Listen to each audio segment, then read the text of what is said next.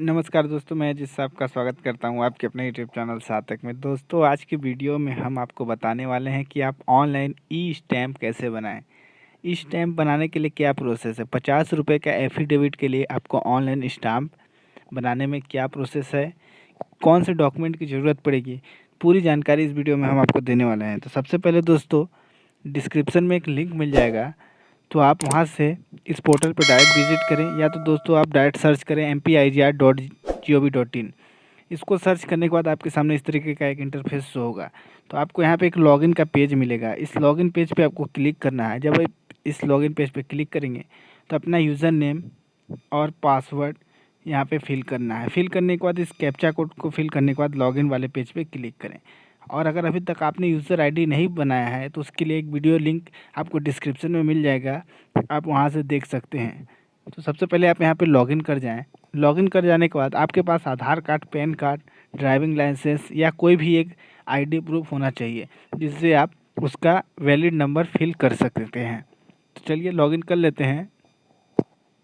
तो आपके सामने दोस्तों कुछ इस तरीके का एक इंटरफेस होगा जहाँ पे आपको सर्विसेज मिल जाएंगी।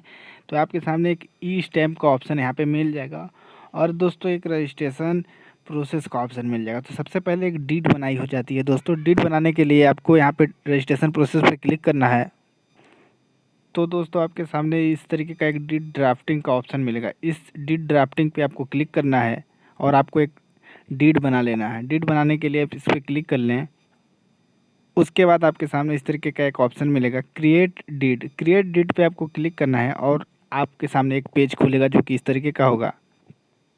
तो अगर आप स्टैम्प के लिए डीड बना रहे हैं तो आपको यहाँ पे क्लिक करना है। रजिस्ट्री के लिए डीड बना रहे हैं तो आपके नीचे वाले ऑप्शन पे क्लिक करना है। तो आप ई स्टैम्प वाले ऑप्शन पे क्लिक करें तो आपके सामने इस तरीके का एक ब्लैंक पेज खुलेगा, और डीड नेम में आपको जिस पर्पज़ के लिए आप स्टैम्प यूज़ कर रहे हैं, तो जैसे कि 50 रुपये का स्टैम्प एफिडेविट के लिए यूज़ होता है, तो आप यहाँ पे एफिडेविट लिख दें और यहाँ पे एफिडेविट लिख के यहाँ पे फिनिश वाले ऑप्शन पे क्लिक कर लें। जब आप क्लिक कर देते हैं तो आपके सामने एक 6 नंबर का यूनिक नंबर मिलेगा, उसको आप नोट कर लें। तो दोस्तों इस तरीके का एक डीड आईडी मिलेगी, ये डीड आईडी आपको नोट कर लेना है और उसके बाद आपको ओके वाले ऑप्शन पे क्लिक कर देना है। इसको पहले आप नोट कर लें दोस्तों। नोट करने के बाद अब आपको स्टैम्प बनाने के लिए ई स्टैम्प वाले ऑप्शन पे क्लिक करना है और नॉन जुडिशियल स्टैम्प पे आपको क्लिक करना है। तो आप जब नॉन जुडिशियल ई स्टैम्प पे क्लिक करेंगे तो आपके सामने इस तरीके का एक इंटरफेस होगा। नीचे में आपको जितने भी आपने ई स्टैम्प बनाए हैं उन सारी की डिटेल्स यहाँ से आपको मिल जाएगी, सारी डिटेल्स। लेकिन आपको नया बनाना है तो क्रिएट न्यू एप्लीकेशन पे क्लिक करना है। जब आप क्लिक करेंगे तो आपके सामने एक नया इंटरफेस होगा जहाँ पे आपको सारी सर्विसेज ई स्टैम्प रिलेटेड मिल जाएंगे। तो वहाँ पे आपको क्लिक करना है। तो अब आपको यहाँ पे डीड कैटेगरी को सेलेक्ट करना है। तो आपको सबसे ऊपर में सेलेक्ट वाले ऑप्शन पे क्लिक करना है। आप थोड़ा सा नीचे स्क्रॉल करेंगे तो यहाँ पे एक ऑप्शन मिलेगा मिसक्लेनियस का, आपको इस ऑप्शन पे क्लिक कर देना है।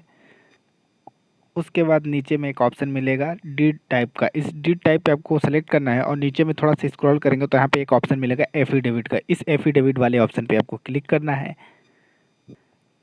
उसके बाद आपको यहाँ पे सेलेक्ट कर लेना है। सेलेक्ट करने के बाद नेक्स्ट वाले बटन पे क्लिक कर देना है।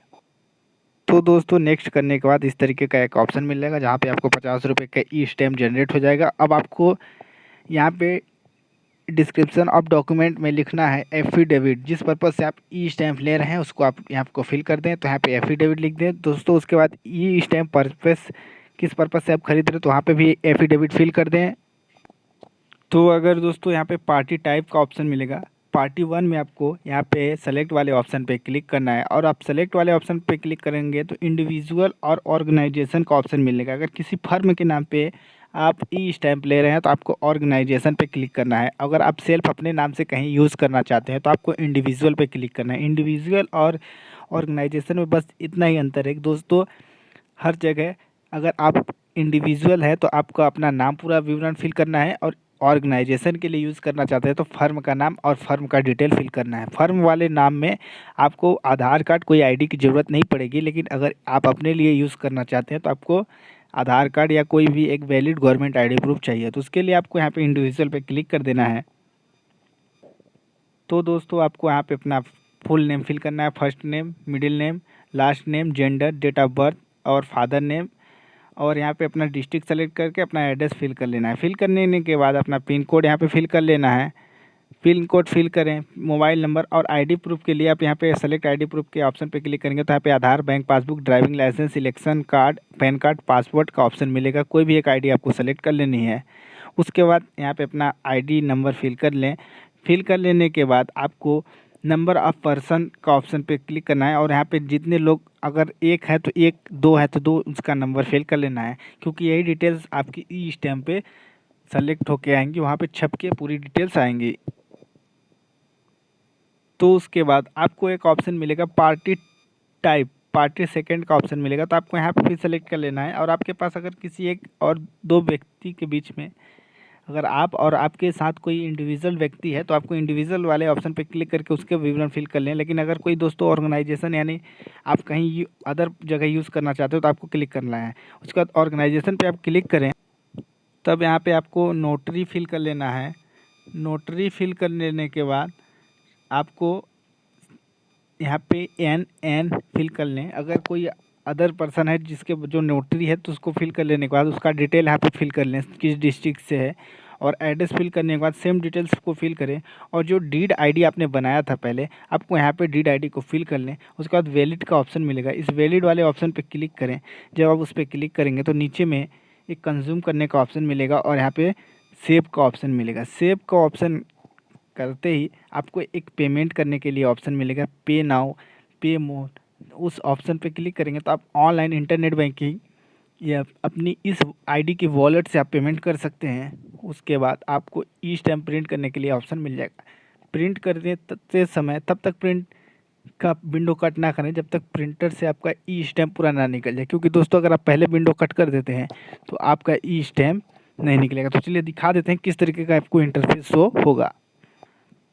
तो दोस्तों आपके सामने इस तरीके का, जब आप प्रिंट के लिए ऑप्शन पे क्लिक करेंगे तो प्रिंटिंग इन प्रोग्रेस का ऑप्शन मिलेगा और do not close the window का ऑप्शन मिलेगा। तो आप इस तरीके से तब तक वेट करें जब तक ओके का ऑप्शन ना मिले और आपके प्रिंटर से ई स्टैम्प प्रिंट ना हो। प्रिंट करने के लिए आपको दोस्तों गूगल के जो इंटरनेट एक्सप्लोरर है उस ब्राउज़र का लेटेस्ट वर्जन यूज़ करें, क्योंकि उससे ही ई स्टैम्प प्रिंट होता है। तो दोस्तों कुछ इस तरीके से आप एफिडेविट के लिए 50 रुपये का ई स्टैम्प बना सकते हैं। दोस्तों वीडियो कैसी लगी कमेंट करें, चैनल पे नए हैं तो चैनल को सब्सक्राइब कर लें।